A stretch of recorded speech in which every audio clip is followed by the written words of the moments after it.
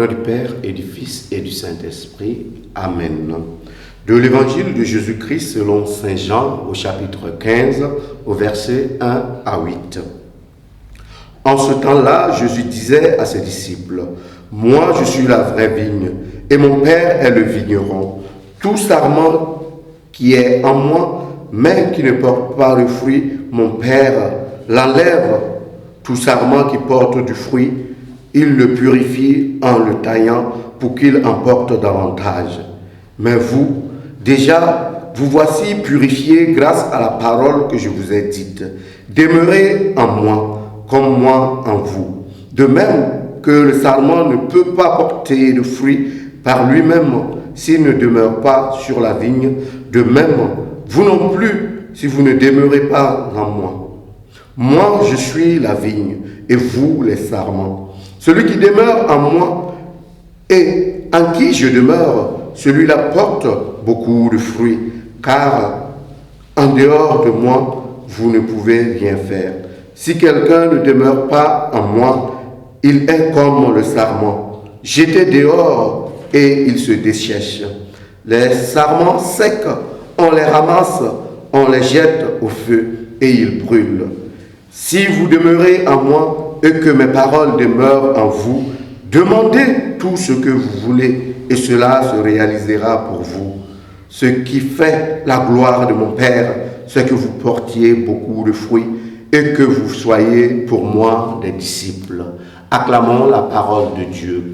Louange à toi, Seigneur Jésus. Bien-aimés dans le Seigneur, l'évangile de ce jour nous permet de prendre conscience d'une chose. Nous pouvons douter de tout, mais nous devons avoir la certitude que Dieu est en mouvement pour nous. Dieu prend l'initiative pour notre salut. Mais en même temps aussi, nous devons nous rendre compte qu'il nous faut aller à cette source de vie pour pouvoir vivre, même dans l'aujourd'hui et dans la réalité qui est la nôtre. Si nous ne nous attachons pas à Dieu, si nous nions sa présence, si nous nous coupons de lui, eh bien, nous pouvons continuer à vivre dans la société, mais nous serons des coquilles vides. Nous serons morts intérieurement. Et voilà là où le Seigneur nous attend. Si nous voulons porter du fruit, eh bien, nous devons être capables de nous enraciner en lui. Parce que si nous refusons cet enracinement, eh bien, la mort inéluctable viendra frapper à notre porte. Et en ce moment, nous serons coiffeurs. Pourquoi? Parce que nous serons livrés à nous-mêmes. Et ce qui est important dans cet évangile aussi, c'est que il faut qu'en tant que chrétiens, nous évitons de prendre des raccourcis. Nous devons éviter de prendre des raccourcis parce qu'il est clair, le Seigneur est à l'œuvre et il le dit clairement. Si nous demeurons en lui et que nous demandons tout ce que nous allons demander, il le fera pour nous. Mais beaucoup de fois, nous demandons, mais nous ne voulons pas demeurer avec lui.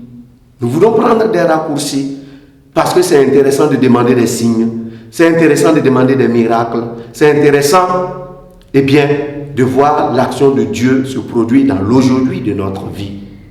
Mais quant à notre propre engagement vis-à-vis de Dieu, demeurer comme des sarments, nous enraciner comme lui, nous enraciner en lui plutôt, nous enraciner dans sa parole, vivre selon ses commandements, cela nous est difficile. Et parfois, nous voulons sauter tout cela pour aller directement demander, pour aller directement au signe.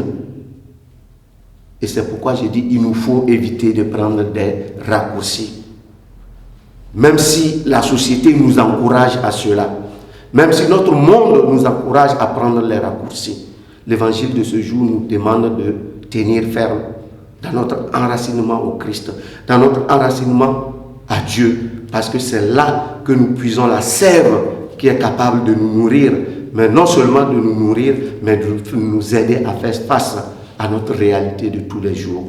Au cours de cette journée, nous allons demander au Seigneur qu'il nous aide à être capable, à nous enraciner en lui, à être capable d'une constance dans une vie de prière, mais dans une vie sacramentelle aussi qui nous ouvre à être des hommes et des femmes, non seulement tournés vers lui, mais aussi tournés vers le monde comme sel et lumière.